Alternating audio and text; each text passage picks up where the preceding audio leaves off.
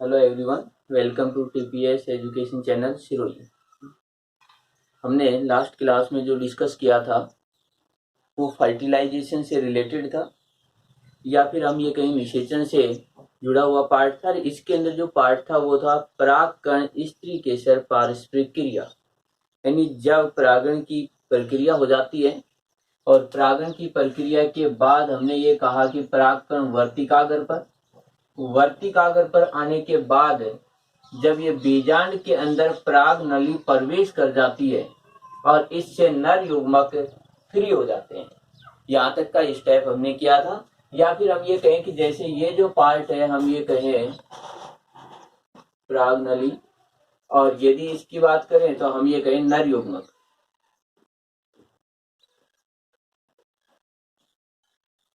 तो ये नर युग्मक बीजांड में आकर के यहाँ पर, यानी दोनों नर युग्मक यहाँ आने पर फ्री हो चुके थे, मुक्त हो चुके थे। या फिर कहें कि जो भ्रूण कोश जो रहता है इसके अंदर दोनों, एक नर युग्मक ये और एक ये, दोनों यहाँ पर मुक्त हो चुके थे। ये स्टेप हमारा कंप्लीट हो चुका था कि एक भ्रूण कोश में किस प्रकार से नर युग्मक पहुंचते हैं, क्या इनके मार्ग होते हैं, यानी यहाँ से यहाँ तक आने के इनके मार्ग क्या है, इसके बाद ये यहाँ आकर के किस तरीके से फ्री हो जाते हैं, मुक्त हो जाते हैं। अब इसके बाद इनका अगला पार्ट आ जाता है कि ये जो नर युग्मक हैं, इन दो नर युग्मक मुक्त हुए हैं, ये दोनों नर युग्मक आगे आकर के निषेचन की प्रक्रिया करेंगे।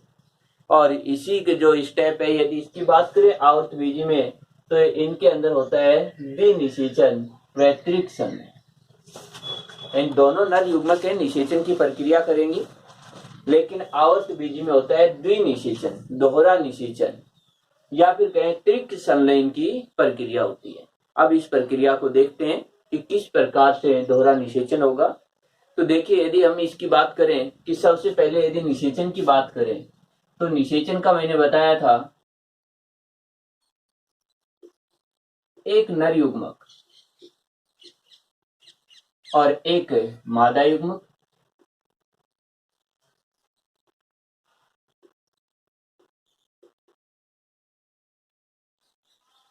और ये दोनों यदि देखते हैं तो हैप्लॉइड होते हैं एगोनिड। इनका संयोजन होता है 2n बनता है, और जो 2n संरचना बनती है उसको हम कहते हैं युग्मनज। देखिए एक बार इसको, ये अर्थ हुआ युग्मनज। इसके बाद यदि हम देखें इसको युग्मक संलयन कहते हैं या निषेचन कहते हैं। और इस प्रकार जो ये निषेचन की प्रक्रिया थी इसकी खोज की थी स्ट्रासबर्गर ने। स्ट्रासबर्गर, यानी निषेचन की बात करें, निषेचन, तो निषेचन जो है इसके बारे में स्ट्रासबर्गर ने खोज की। अब दोहरा जो निषेचन था, जो आवर्तबीजी का सबसे मुख्य लक्षण है, जो बाकी किसी भी प्रकार के प्लांटों में नहीं होता है, तो दोहरा निषेचन है, इसकी खोज की है। यानी एक निषेचन, एक द्विनिषेचन।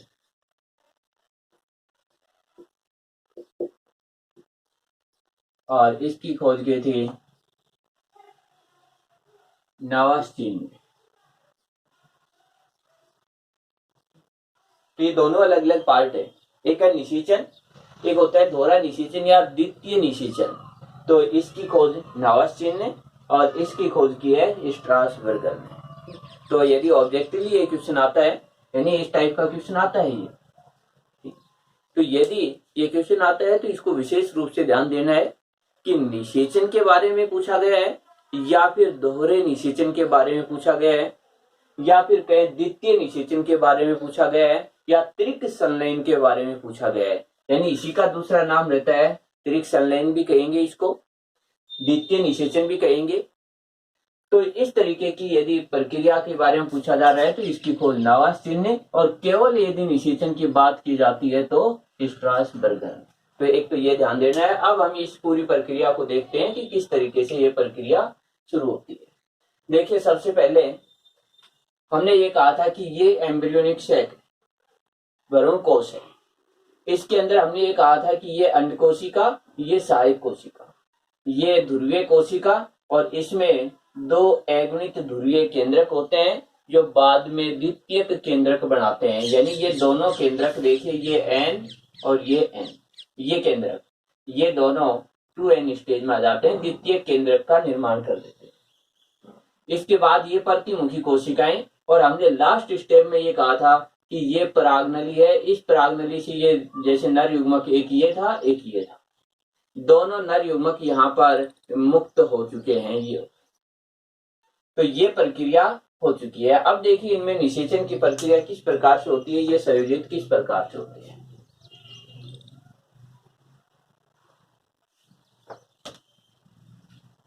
देखिए अब केवल डायग्राम इसका ले रहे हैं हम।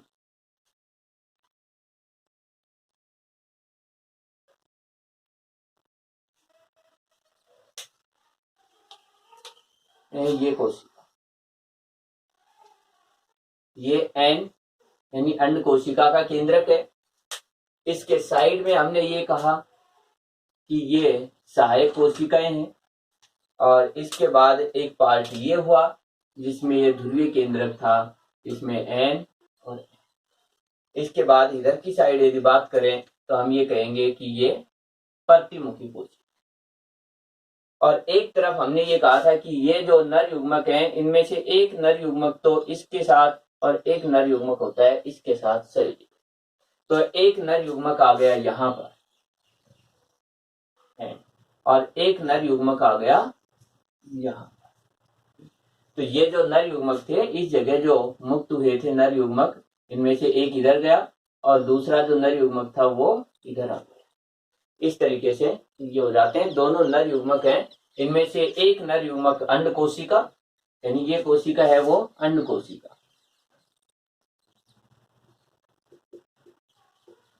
और इस कोशिका की बात करें तो ध्रुवीय कोशिका।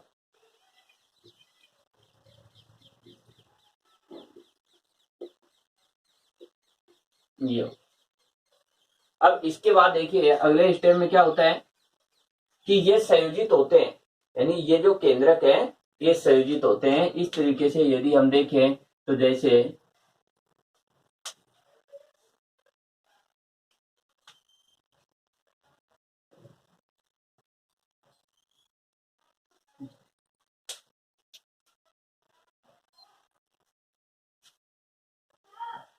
ये संयोजित होकर के देखिए एन एन और एन 3n, ये एक ऐसा न्यूक्लियस या केंद्रक बन गया। यानी यदि बात करें तो ये जो है 3n केंद्र,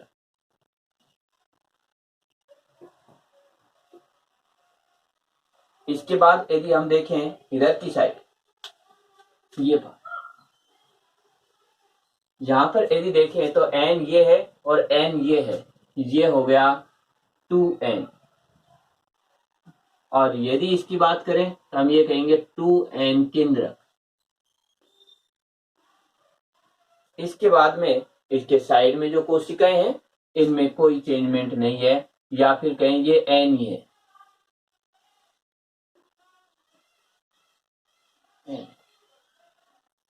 ये जो प्रोसेस होती है इसको कहा जाता है निषेचन व द्वितीय निषेचन। तो अब देखिए इस प्रोसेस को एक बार कि किस तरीके से हम इनकी डेफिनेशन है, इनके स्टेप्स हैं, इन सबको एक साथ देखते हैं। देखिए सबसे पहले हम बात करते हैं कि एक नर युग्मक एन व मादा युग्मक, ये भी एन, एक नर युग्मक व एक मादा युग्मक के संयोजन को हम कहेंगे निषेचन, कि ये जो पार्ट है ये तो हुआ निषेचन। अब देखिए इस डायग्राम में कि ये तो हुआ मादा युग्मक, यानी अंड कोशिका है, इसी को हम क्या कहते हैं, मादा युग्मक। देखिए ये जो प्रोसेस थी, अब इसको देखते हैं इस डेफिनेशन के अकॉर्डिंग। हमने ये कहा एक नर युग्मक एक मादा युग्मक के संयोजन को हम कहते हैं निषेचन, यानी वास्तविक निषेचन। यदि इसको देखें तो ये नर युग्मक और ये मादा युग्मक अंड कोशिका, ये एक नर युग्मक और एक मादा युग्मक जो है इनका संयोजन होता है, और संयोजन होने से एक 2n कोशिका हुई, तो इस प्रक्रिया को जो यहाँ पर हो रही है, इस प्रक्रिया को हम कहते हैं युग्मक संलयन या फिर कहें कि वास्तविक निषेचन। तो यहाँ पर हम ये कहें कि ये जो प्रक्रिया चल रही है इसको हम कहेंगे युग्मक संलयन या फिर कहें इसको वास्तविक निषेचन या सत्य निषेचन, सत्य निषेचन, या फिर इसको कहते हैं प्रथम निषेचन, प्रथम निषेचन। यानी हम ये कहें कि यहां पर जो नाम आए वो यदि देखें सत्य निषेचन या फिर कहें प्रथम निषेचन या फिर कहें युग्मक संलयन,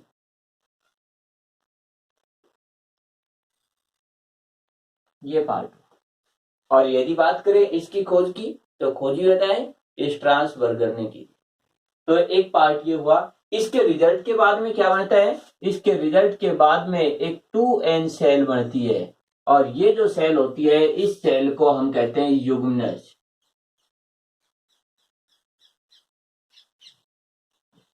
और इस युग्मनज से आगे बन जाता है एम्ब्रियो या भ्रूण का निर्माण हो जाता है। तो ये पार्ट वही। तो ये तो हुआ हमारा एक पार्ट सत्य निषेचन। अब आता है कि जो दूसरा नर युग्मक था, दूसरा नर युग्मक है इस ध्रुवीय कोशिका के पास आया और इसके संयोजन से एक ये सेल बन जाती है, ये कोशिका बन जाती है। और यदि इसकी बात करें तो हम ये कहेंगे कि ये जो है ये सत्य निषेचन था, ये कहें ये प्रथम निषेचन है। तो इसको कहा जाता है कि जो द्वितीय निषेचन। देखिए ये हुआ, यानी प्रथम बार ये हुआ तो ये दूसरी बार है, इसीलिए इसको कह रहे हैं द्वितीय निषेचन। निषेचन ये पार्ट। अब देखिए इसमें 1, 2 और 3 एगोनिक केंद्रक संयोजित होकर के 3n बना रहे हैं, इसीलिए इसका दूसरा नाम दिया त्रिक संलयन।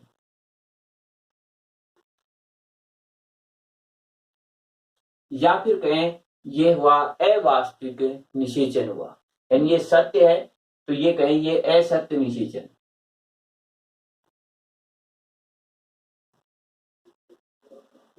देखिए सत्य निषेचन वो होता है जिसमें एक नर युग्मक वो भी हैप्लॉइड और एक मादा युग्मक वो भी हैप्लॉइड, यदि इनका संयोजन हो। यहां पर इसको सत्य क्यों नहीं कहा, क्योंकि देखिए इसमें वास्तविक क्यों नहीं कहा कि इसके अंदर नर युग्मक तो हैप्लॉइड है, एगोनित है, लेकिन मादा युग्मक के 2 केंद्रक हैं, होना एक चाहिए वास्तविक निषेचन में। तो इसीलिए इसको हमने वास्तविक नहीं कहा, क्योंकि वास्तविक होता तो यहाँ पर 2 न होकर के ये होता। अब इसको वास्तविक निषेचन बोलते हैं, लेकिन यहाँ पर यदि कंडीशन देखते हैं तो कंडीशन ये होती है n, इस तरीके। अब यदि इसको हम देखते हैं तो देखिए कि अब यदि इसकी डेफिनेशन है, यानी निषेचन की डेफिनेशन और दोहरे निषेचन की डेफिनेशन और इनके इंपॉर्टेंस जो है, अब देखिए कि यहाँ पर ये जो कोशिका है, देखिए इसके बाद इससे बनेगा क्या, इससे बन जाता है भ्रूण कोश, मात्र कोशिका,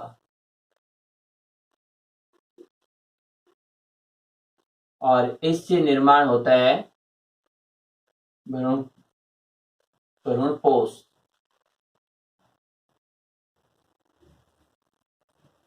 भ्रूण पोष ये देखिए, ये भी वर्डिंग काफी ये देखें मिलते जुलते हैं। ये है भ्रूण पोष और इधर रहता है भ्रूण कोश।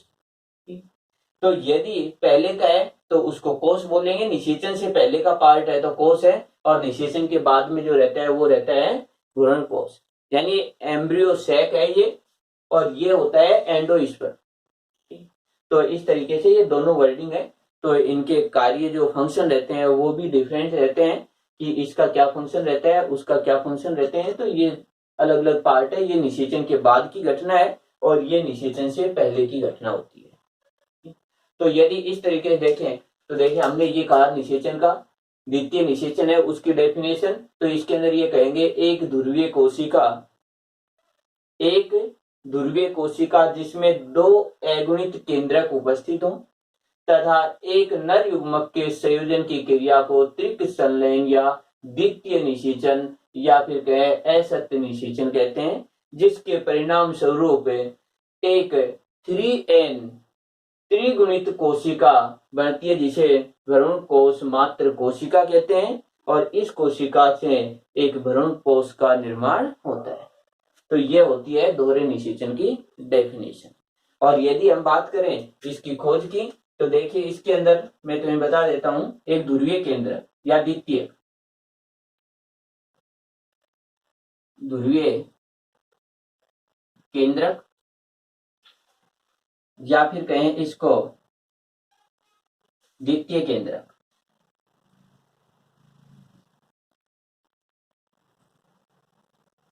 और यदि बात करें ध्रुवीय केंद्रक की तो ये रहता है n+n इस तरीके से, और ये रहता है 2n, इनका संयोजन हो जाता है। इनके साथ यदि हम बात करें प्लस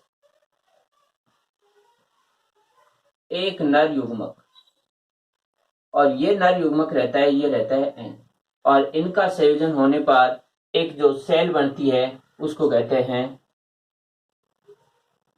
जो द्वितीय निषेचन। इस प्रोसेस को द्वितीय निषेचन या त्रिक संलयन, यहां पर जो कोशिका है वो होती है 3n, और इस कोशिका को हमने नाम दिया, ये कोशिका है इसको नाम दिया हमने भ्रूणपोष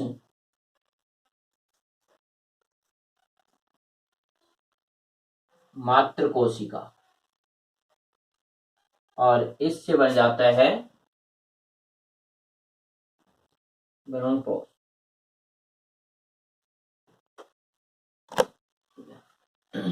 तो ये होता है इस तरीके की जो प्रोसेस बनी है, भ्रूणपोष का फॉर्मेशन हो जाएगा। तो ये जो क्रिया थी, यानी ये तो हमने क्या कहा था, सत्य निषेचन फर्स्ट जो घटना है, और ये है सेकंड जिसको हमने कहा है त्रिक संलयन। अब देखिए इसके बाद में जो ये पार्ट बना है त्रिक संलयन का, इसकी खोज की बात की तो हमने ये कहा नावास्टिन ने लिलियम जो प्लांट रहता है, लिलियम कुल के जो प्लांट रहते हैं, फेस्टिलेरिया जो प्लांट है उस पर इसकी खोज की थी। तो यहाँ पर हम बात करें कि जैसे लिलियम प्लांट जो है, लिलियम में देखिए ये काफी इंपॉर्टेंट क्वेश्चन है, और ये कहें कि ये टॉपिक है बहुत ही इंपॉर्टेंट है और आने की पूरी संभावना है इस टॉपिक की। अब देखिए इसकी इंपॉर्टेंस की बात करेंगे कि ये जो करैक्टर है केवल और केवल आवर्तबीजी पादपों में या फिर कहें एंजियोस्पर्म में ही ये पाया जाता है, बाकी किसी भी प्लांट में ये नहीं पाया जाता है। अब इसकी इंपॉर्टेंस देखें, देखिए इस पार्ट से बन जाता है, यानी इसका महत्व क्या रहेगा, इंपॉर्टेंस। देखिए इस पार्ट से तो बनता है जो एम्ब्रियो बनता है, भ्रूण बनता है, युग्मनज से भ्रूण बन जाएगा। सभी के अंदर इस तरीके से होता है जिनमें लैंगिक जनन पाया जाता है। लेकिन ये घटना हमने ये कहा कि केवल और केवल किसमें मिलेगी, आवर्तबीजी में, आवर्तबीजी में। ये घटना केवल आवर्तबीजी में है, बाकी अदर जो प्लांट रहते हैं उनमें नहीं पाई जा रही है। तो इसकी इंपॉर्टेंस मेन रूप से देखनी है। देखिए इससे बनता है भ्रूणपोष। तो भ्रूणपोष जो रहता है, जब इस एम्ब्रियो का डेवलपमेंट होगा, इस कोशिका से बनेगा एम्ब्रियो। जब इसका विकास होगा तो इसको पोषण की आवश्यकता होती है। तो ये पार्ट पोषण प्रदान करने का काम करता है कि ये पार्ट क्या करेगा, पोषण प्रदान करेगा, और जिससे कि यानी इसका डेवलपमेंट, यदि ये निषेचन नहीं होगा तो ये नहीं बनेगा, यानी ये प्रोसेस नहीं होती है तो ये भी नहीं बनेगा, और ये नहीं बनेगा तो इसको पोषण नहीं मिलेगा। तो हम सीधा ये कहें कि यदि दोहरा निषेचन नहीं होता है तो भ्रूणपोष का निर्माण नहीं होगा, जिससे विकसित होते हुए भ्रूण को पोषण उपलब्ध नहीं हो पाएगा। ये इसका सबसे मेन और इम्पोर्टेंट जो कहें कि कार्य रहता है। अब देखिए इसके बाद कि हमने ये कहा कि इस तरीके की जो घटना हुई कि भ्रूण कोश जो बना, अब यहाँ पर ये आ जाता है कि ये जो पार्ट है इसके अंदर एक नर और एक मादा दोनों के कैरेक्टर भी हैं। तो यह अधिक संकर ओज युक्त होता है, यानी नर और मादा दोनों के लक्षण हैं। इसीलिए यदि हम देखें तो यह यदि केवल मादा से बनता है उसकी तुलना में अधिक उपयोगी, ये कहें कि अधिक एनर्जेटिक रहता है, अधिक पावरफुल रहता है। तो एक ये भी हुआ जिससे कि एम्ब्रियो का डेवलपमेंट अच्छे से होगा। इसके बाद यदि हम देखें कि इसके अंदर 3N स्टेज आ जाती है। यदि हमें आर्टिफिशियल प्लांट बनाने हो या कृत्रिम रूप से हमें पादप जो है उनका संवर्धन करना हो और उनमें 3N पादप उत्पन्न करने हो, तो इससे हम डायरेक्ट रूप से 3N पादप भी उत्पन्न कर सकते हैं। तो ये भी इसका महत्व हुआ। अब देखिए एक छोटा सा क्वेश्चन बनता है इसमें कि हमने ये कहा कि ये इसको पोषण देता है। जब ये इसको पोषण देता है तो ये युग्मक संलयन पहले हो रहा है, इसको हमने प्रथम कहा, ये बाद में हो रहा है, इसको हमने द्वितीय कहा। लेकिन हम ये कहते हैं पोषण ये देता है, तो ऐसा कैसे हो सकता है कि ये संयोजन बाद में कर रहा है, बाद में 3N बनता है, यानी फर्स्ट में ये बनेगा और सेकंड में ये बनता है, फिर ये पोषण कैसे दे रहा है इसके डेवलप होते समय। लेकिन इसके पीछे ये रहता है कि देखिए यहां पर नर युग्मक है, ये नर युग्मक है, यानी हम कहें कि फर्स्ट में यही होता है कि ये नर युग्मक इसके पास संयोजित होता है, यानी एक नर युग्मक प्रथम रूप से या पहले मादा युग्मक से संयोजित होता है। एक पार्ट ये हुआ, इसीलिए इसको प्रथम कहा। लेकिन इन केंद्रकों का संयोजन नहीं होता है। इसके बाद दूसरा नर युग्मक संयोजित होता है इससे, और इससे तुरंत ही केंद्रकों का संयोजन हो जाता है। तो देखिए इसको थोड़ा सा यदि हम देखें तो हम ये कहेंगे नर युग्मक है वो इसके नजदीक पहले ये आता है, यानी एक नर युग्मक अंड कोशिका के पास पहले जुड़ता है, लेकिन जाइगोट नहीं बनता है उस समय, क्योंकि दोनों के केंद्रक संयोजित नहीं होते हैं। दूसरी तरफ इधर बात करें कि ये जो नर युग्मक है ध्रुवीय कोशिका के पास इस युग्मक की तुलना में बाद में जाता है, लेकिन इनके केंद्रक ये जो हैं ये संयोजित इन दोनों से पहले हो जाते हैं। तो पहले ये बन जाता है, 3N बनता है, यानी युग्मक संयोजित पहले ये, लेकिन केंद्रकों का संयोजन इनका पहले होता है, इसीलिए पहले ये बनता है। तो पहले संयोजन इनका, लेकिन यदि भ्रूण कोश की बात करते हैं तो युग्मन से पहले ये बनता है, इसीलिए ये इसको पोषण भी देता है। अब देखिए कि यदि इसकी बात करें कि ये पोषण की, तो ये पोषण जैसे हमने कहा इसके चारों ओर जो बीजांड काय है उस बीजांड काय से ये पार्ट होता है, ये पोषण अवशोषित करता है और उसके बाद ये आकार को बढ़ा लेता है। तो इस तरीके से हम ये कहें कि हमारा जो एक टॉपिक था द्वितीय निषेचन व त्रिक संलयन का, ये टॉपिक है। अब देखिए एक टॉपिक में बता देता हूं, इससे ठीक आगे अपना जो टॉपिक है वह है भ्रूण कोश के प्रकार। और जो भ्रूण कोश के जो प्रकार है उनमें जो इंपॉर्टेंस आएगी कि जो भ्रूण कोश है उसका क्या महत्व है, तो बिल्कुल यही है जो हमने यहाँ पर किया है, क्योंकि उसमें ये संरचना है, इसी का महत्व, तो कोई भी डिफरेंस नहीं है, दोनों अलग अलग नामों से हैं लेकिन इनकी इंपॉर्टेंस कॉमन ही है। तो ये अपना एक टॉपिक जो है, देखिए ये पार्ट हुआ। अब हम बात करते हैं, हमने ये कहा कि ये केवल और केवल आवर्त बीजी का लक्षण है। काफी बार ये इंपॉर्टेंट क्वेश्चन है, आ चुका है, 1 नंबर के अंदर अपने प्रश्न आते हैं कि आवर्त बीजी पादपों में जो भ्रूण कोश जो रहता है या फिर कहें एंडोस्पर्म जो पाए जाते हैं वो किस प्रकार के होते हैं, तो हमेशा ये रहते हैं त्रिगुणित रहते हैं, 3N रहते हैं। तो ये जो है त्रिगुणित,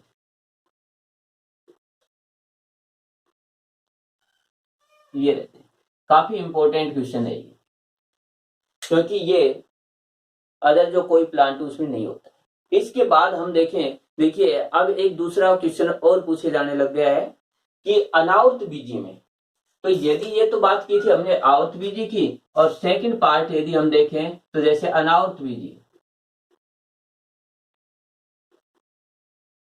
जिनके बीज के बाहर आवरण नहीं है, यदि अनावर्त बीजी की बात करते हैं तो इनमें जो एम्ब्रियोनिक सैक होता है, जो एम्ब्रियो जो एंडोस्पर्म रहता है या भ्रूण कोष रहता है, वो रहता है एन, हैप्लोइड। तो अब जो है क्वेश्चन ये भी काफी बार पूछा जाने लग गया है कि अनावर्त बीजी का जो भ्रूण कोष जो रहता है वो किस प्रकार का रहता है, वो एन रहता है। देखिए इन दोनों में काफी जो डिफरेंट है, ये रहता है 3n और ये रहता है n। और ये क्वेश्चन दोनों ये कहें कि नीट के अकॉर्डिंग भी ये क्वेश्चन पूछे जाते हैं कि आवर्त बीजी और अनावर्त बीजी के भ्रूण कोष जो हैं वो किस टाइप के होते हैं। अब देखिए ऑप्शन ये मिलते हैं, n मिलेगा, 2n मिलेगा, 3n मिलेगा और 4n। इस प्रकार से यदि हम देखें तो ऑप्शन यही मिलेंगे। अब ये नाम देखना होगा, यदि आवर्त बीजी है तो 3n, अनावर्त बीजी है तो n। अब इसमें n क्यों बनता है? n इसीलिए बनता है कि इसके अंदर जो एम्ब्रियोनिक सैक होता है वो इस निषेचन से पहले ही बनता है, यानी यहाँ पर नहीं बल्कि इस निषेचन की प्रोसेस से पहले ही बन जाता है, इसीलिए ये n रह जाता है। और ये प्रक्रिया होती है निषेचन के बाद, इसीलिए 3n होता है। एक तो पार्ट हुआ ये। और एक बार देखिए ये इंपॉर्टेंट टॉपिक है और इसमें से हम ये कहें कि ये टॉपिक और जो भ्रूण कोष है उसकी इंपॉर्टेंस ये कॉमनली है, या फिर इसके ये कहें कि जैसे काफी इंपॉर्टेंट होने से एक बार इसको रिपीट कर लेते हैं कि किस तरीके से क्या रहता है। देखिए सबसे पहले हम बात करते हैं निषेचन की। निषेचन का मतलब होता है एक नर युग्मक व एक मादा युग्मक के संयोजन को हम निषेचन, सत्य निषेचन या प्रथम निषेचन या युग्मक संलयन कहते हैं। तो यहाँ पर ये अंड कोशिका, यहाँ पर ये नर युग्मक, इनके संयोजन की प्रक्रिया जो होती है इस तरीके। तो यहाँ पर एक 2n संरचना बनी जिसको वास्तविक निषेचन का, और वास्तविक निषेचन के बाद जो संरचना बनती है उसको हम युग्मनज कहते हैं, और इस युग्मनज से बनता है भ्रूण। केवल इतना सा ध्यान रखना है। इसके बाद यदि हम देखें कि सेकंड पार्ट की जो द्वितीय निषेचन या त्रिक संलयन, तो इसमें रहता है कि एक ध्रुवीय कोशिका, ध्रुवीय कोशिका हम ये कहते हैं ध्रुवीय कोशिका में 2 अगुणित केंद्रक हैं। एक ध्रुवीय कोशिका यानी ये दोनों केंद्रक हैं पहले से, वह एक नर युग्मक, ये पार्ट हुआ। इनके संयोजन की प्रक्रिया से को हम कहते हैं द्वितीय निषेचन या त्रिक संलयन कहते हैं। यानी एक ध्रुवीय कोशिका जिसके केंद्रक ये है, यानी n+n, ये केंद्रक संयोजित हो जाते हैं युग्मक से पहले, तब इन्हें कहा जाता है द्वितीय केंद्रक। यानी युग्मक संयोजन से पहले ही दोनों केंद्रक संयोजित हो रहे हैं तो उनको कहते हैं द्वितीय केंद्रक। तो हम ये भी कह सकते हैं ध्रुवीय कोशिका के केंद्रक या द्वितीय केंद्रक तथा एक नर युग्मक n है के संयोजन की क्रिया को हम कहते हैं द्वितीय निषेचन। इस क्रिया के बाद में एक 3n कोशिका बनती है और इस 3n कोशिका से भ्रूण कोष मात्र कोशिका कहते हैं, जिससे भ्रूण कोष का निर्माण होता है। और भ्रूण कोष यहाँ पर जो विकसित होता हुआ जो एम्ब्रियो या भ्रूण जो रहता है उसको पोषण देने का कार्य करते हैं। तो ये इसका जो हमने बिल्कुल शॉर्ट में वापिस इसको रिपीट कर दिया है कि किस तरह की प्रक्रिया होती है। अब जो है अगला टॉपिक रहेगा कि जो भ्रूण कोष है इसका डेवलपमेंट कैसे हुआ और इसके टाइप्स जो हैं, इनके फंक्शन है। तो इनको